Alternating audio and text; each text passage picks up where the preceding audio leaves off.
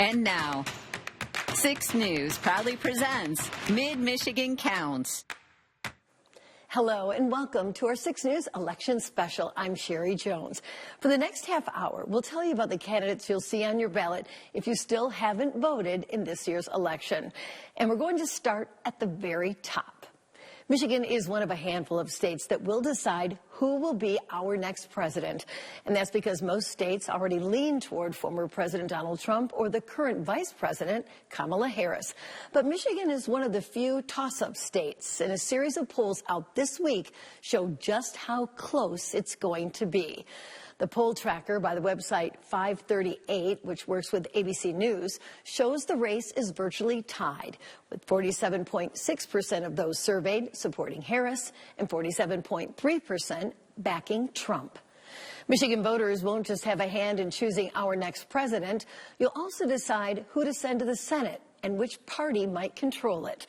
One current and former member of Congress are both looking to replace Debbie Stabenow, who's retiring after 24 years in the upper chamber. And we've got the latest poll numbers on that race, too. They show Democrat Alyssa Slotkin with a slight lead over Republican Mike Rogers. The current Congresswoman polls at just under 49%, with the former congressman at almost 45%. A series of polls done for 6 News have shown Slotkin with a small but consistent lead since the two won their primaries back in August. Now, because this race is so important, we wanted to spend a little time telling you about both candidates, including why they're running and what their priorities are if they get elected. Siobhan Klepfer kicks off that conversation with Congresswoman Alyssa Slotkin. Who are you as a person, and how has that translated into politics? Great question. As a third-generation Michigander and someone whose entire family was in the hot dog business, it's hard to think of anything other than I was influenced heavily by having a family business and that immigrant experience. Secondly, just being a national security person. You know, I happened to be on my second day of grad school in New York City when 9/11 happened. Totally changed my life. I knew by the end of the day I wanted to do national security. Slotkin says the CIA recruited her right out of grad school, and she ended up doing 3 tours in Iraq alongside the military. That sense of service is all I've ever known as a professional.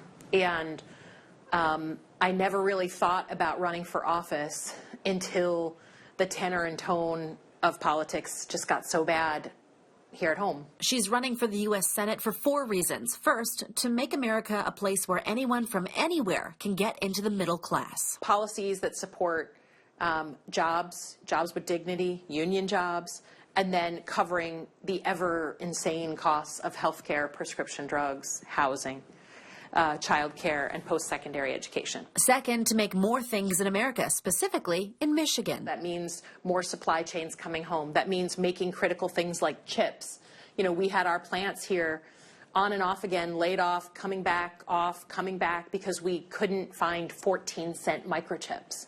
We invented those chips, but we make 0% of the chips that go in cars. That's not a way to preserve your economic security. Third, to protect kids from mental health issues, drug addiction, and guns. I became the first Congresswoman in America to represent 2 school shootings, Oxford High School and Michigan State. And, you know, we are a Second Amendment state. We are a state where a lot of people, like myself, grew up, you know, shooting skeet, target practice, hunting. So I want to be a place where we can bring gun owners into the conversation, because gun owners also don't want their guns used for horrible purposes, and they want to protect their babies in school. If voters choose Slotkin, she would become the youngest Democratic woman in the Senate, and says she's also running on the belief that we need a different generation that looks at our work differently in the Senate. As for what voters can expect from her approach, I mean what I say, and I say what I mean. I'm not going to blow smoke and tell you I can solve every single problem when I can't. But I'm going to be transparent about what I can do. I'm interested in working with anybody, any side of the aisle, Democrat, Republican, independent, you name it, who's actually there to work and is focused on the mission of helping the country they love.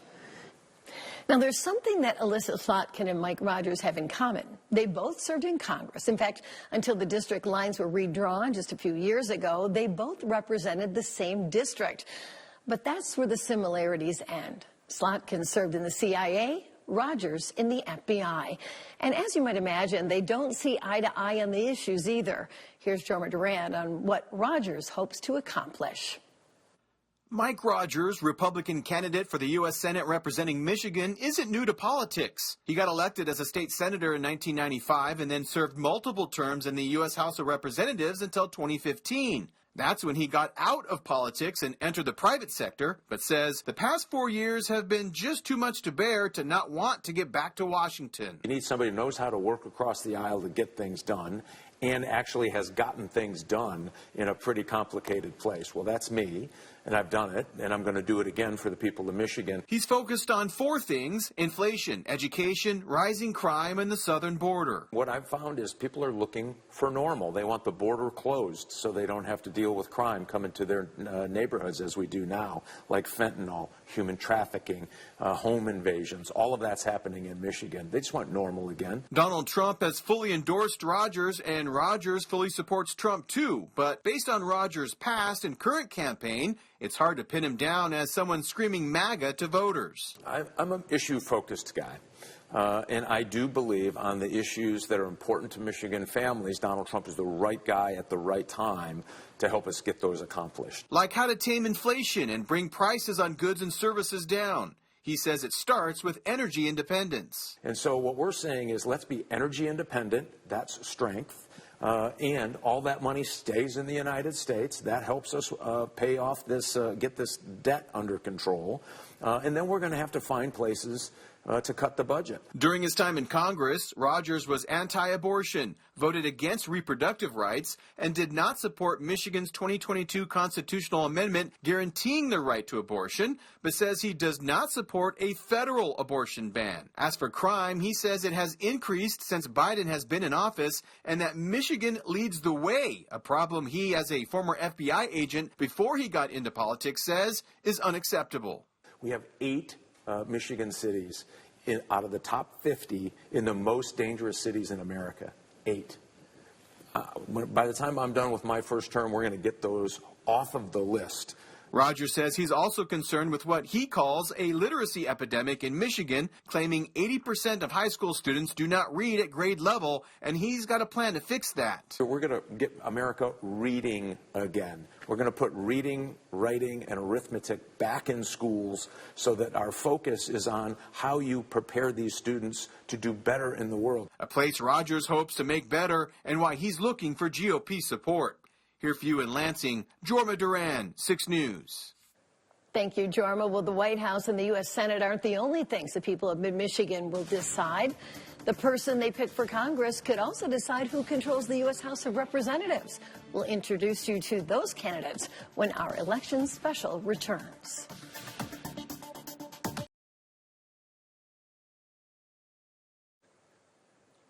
Well, mid-Michigan voters are among the most powerful in the country. We'll help decide who wins the White House. And not only will we decide who wins the Senate seat, we could decide which party controls the Senate. And we'll also decide the fate of a congressional seat, and with it, which party controls the House. Now, right now, the Republican majority is in the single digits, and Democrats want to take it back. Part of their strategy is to hang on to the Michigan 7th, which, as you can see, includes all of Ingham, Clinton, Livingston, and Shiawassee counties, and almost all of Eaton. It's an open seat because incumbent Alyssa Slotkin is running for the Senate. So our Jorma Durand caught up with the 2 men who want to take her place. Joining me right now in the 6 News studio is Curtis Hertel. He's running for Michigan's 7th congressional seat as a Democrat. Thank you so much for being with us today. Thank you for having me. I appreciate absolutely. it. You're a former state senator and had to leave due to term limits. You went to work for Governor Whitmer's office. Now you resigned and wanted to become an elected position again. Why do you want to be back to be an elected position? You know, my career's been out working across the island trying to solve problems, whether it was in the legislature or working for Governor Whitmer. I worked across the aisle to cut taxes for working families, end the retirement tax, work to end the 1931 abortion law, pass reasonable gun laws. And we have a Washington, D.C. that is broken. You know, Washington passed 27 bills last year. The country's got problems, and we need to find people that are willing to work across the aisle and actually try to solve them. That's what my career's been about, and that's why I'm running for Congress. Talk about the differences between you and Tom Barrett. What are those? You know, I served with Tom, and Tom was not about working across the aisle. I think that when you look at Washington, D.C. right now, we have a lot of people who talk loud, but we don't have a lot of people who actually get in a room and work to get things done. So I'm proud of my record. Where we differ probably most is on reproductive rights. Tom says he's 100% pro-life with no exceptions. He sponsored legislation that will put women and doctors in jail. And at the end of the day, we, I think, have a responsibility to provide rights for our citizens, protect their rights. I don't think people want to live in a world where their kids are less free than their parents were. And this is a place where I will stand up for reproductive freedom, and my opponent has been against it his entire career. Mr. Hertel, thank you so much for talking with us. Thank you very much. Joining me right now in the 6 News studio is Tom Barrett. He's running for Congress to represent Michigan's 7th district that incorporates much of mid-Michigan. Mr. Barrett, thank you so much for being here today. Thank you for having me. Appreciate that. Well, you've been in politics for about a decade now, serving as a state senator, a state representative. You lost to Alyssa Slotkin last time. Why again? Why are you running again? Well, I think a lot of the challenges that America is facing right now are worse today than they were even 2 years ago. I'm fundamentally running because I feel families like mine aren't being heard in Washington today. My wife and I are raising our 4 kids right here in mid-Michigan, just over in Eaton County, and I feel like the issues that families are facing, the soaring cost of living, an open southern border making Americans less safe, crime that is afflicting communities like Lansing and other areas of this district, and our national security threats aren't being taken seriously. I think I have a lot left to offer. I spent 22 years of my life in the United States Army, and I want to go to Washington to continue serving and put America back on the right track. Most Republican candidates say if elected, they're going to lower inflation and fix the economy. How are you going to do that? Well, we have to remember how we got into this in the first place, right? So inflation was caused because of trillions and trillions of dollars of government printing, spending, and borrowing money. We have to get fiscal order under control. We got to return to good discipline with how we spend the people's resources. And then we have to have rising wages to make up for the lost value of the dollar that has come through inflation. So inflation has lost the value. Probably 20 or 25% of Americans' purchasing power has been diminished through inflation just over the last 3 years or so. We have to lift wages so that we can keep up with that. And a big way to do that is unleashing American energy so that companies can grow, they can invest more in their employees, build this economy, and finally catch up to the lost wages value of inflation that's affected every community. Tom, thank you for talking with us today. Thank you for having me. Of course, the 7th Congressional District isn't the only one in mid-Michigan. Republican Tim Walberg is fighting to keep his seat against Democrat Libby Urban for the Michigan 5th. And that district stretches across the bottom of the state from Lake Michigan on one side to Lake Erie on the other. And it includes Jackson and Hillsdale counties. So we asked both candidates to make their case to the public, and here's what they had to say. Hi, I'm Tim Walberg, and I'm running for re-election for Michigan's 5th district. I'm fighting every day for common sense solutions to bring good paying jobs, fight inflation, and secure the border. I understand the burden that reckless government spending has placed on families. Inflation is crushing us, and we must rein in the wasteful spending and let Michiganders keep their hard-earned money. The Biden-Harris regulatory agenda is also costing our families thousands of dollars. I'm fighting to reverse those policies so you can keep more of your hard-earned money. I'm also leading the fight against the Biden-Harris push for electric vehicles. Americans should have the choice to buy the vehicle that suits them the best. We need to let innovators, not bureaucrats, shape the future of the auto industry. That's why, with bipartisan support, the House passed my legislation, the CARS Act, to block a catastrophic rule effectively mandating EVs. I also helped pass the strongest border security bill in history, twice, to undo the damage caused by border czar Kamala Harris. We need solutions, not rhetoric. Washington has been lacking common sense, but I'm fighting the unchecked bureaucracy that's fueled inflation, fighting the unattainable and unrealistic EV mandates, and fighting to secure our border. I'm proud to work with anyone, no matter their political party, to deliver results and get the job done. I've been recognized for my effectiveness and also my willingness to work across the aisle to deliver results when I can find common ground to make America stronger. Together, let's put America back on more affordable, stronger, and a better path for the next generation. I'm Tim Walberg, and I hope to have your support. I'm Libby Urban, a farm-raised, small-town girl who's been a resident of this area for years and share the same experiences and needs as the people I've talked to in my travels throughout this district. That's why I have stepped up to challenge Tim Walberg. As I travel our district, and I've learned voters in all 10 counties want the same thing. They want lower food, gas, and housing prices, personal health care freedoms, and affordability for all people to find the care they need, protecting Social Security and Medicare from cuts and privatization. Our farmers want sound immigration policy so their crops don't rot in the fields. They want to stop climate change that's having an effect on their growing cycles and their yields. We all want clean drinking water in our cities and towns and opportunities from our communities and families to prosper and exceed in a quickly changing world. As a United Steelworker and the only woman on our local negotiating committee, I know how to get things done, like better pay, health care, and pensions. I helped do it for over 100,000 steelworkers, their families, and retirees, and I want to do it for every one of you across the district. Tim Walberg has voted against our basic needs every time. Broadband, I finally got it after 28 years. Infrastructure jobs, health care freedoms, protections for seniors and veterans, and end corporate tax cuts and price gouging. We can do better. My husband Bob and I live in this district where we've raised our family, where I've fought for my co-workers, where I myself has been a constituent who wants more from her leaders. As a member of Congress, I'll fight for you like I've fought for all the others my entire life. I'm asking for your trust, your support, and your vote. Join us at electlibbyurban.org. When we come back, we'll tell you about 2 more branches of government where you'll help decide the balance of power.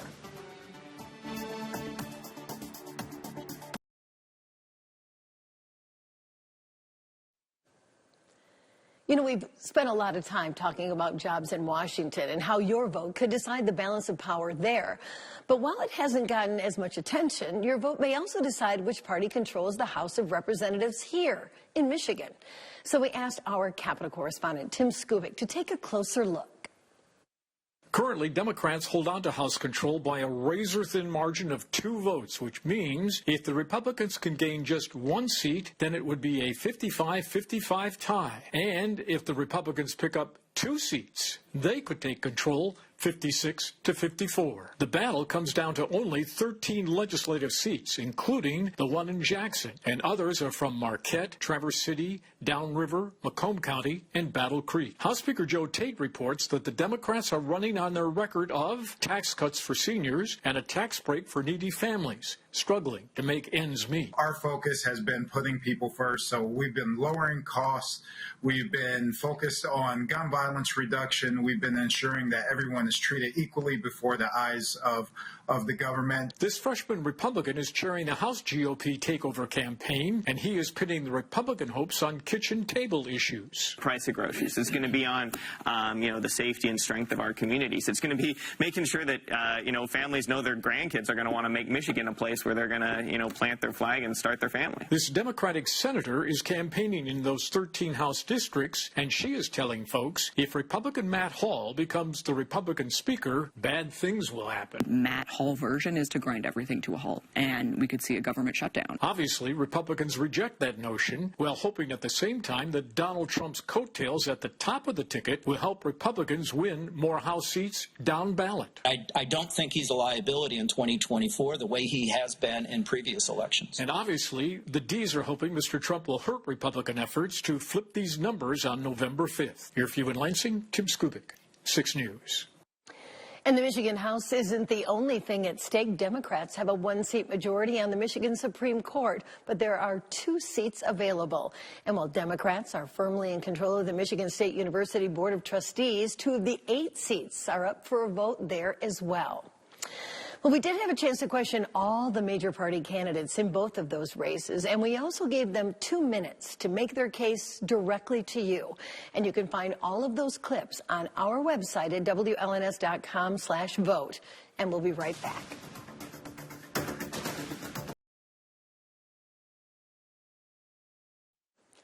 Welcome back. If you're interested in getting more political news from Michigan and Washington, we have just the thing for you. You can sign up for our Capitol Rundown newsletter. It's just 1 email each week, and you can get it by pointing your cell phone camera at the screen right now, and it will take you to the sign-up page, or you can always head to WLNS.com/newsletter. You know, we've talked a lot today about how you have a lot of power, and you live in one of the few states that will choose the next president. Not only will you decide close races for a House and Senate seat, your choices might help decide who controls Congress. And closer to home, your vote has the power to decide which parties will have the majority in the Michigan House and the state Supreme Court. But you only have that power if you cast your vote. And that's why we encourage you to go to the polls and make your choice. I'm Sherry Jones, and thank you so much for watching.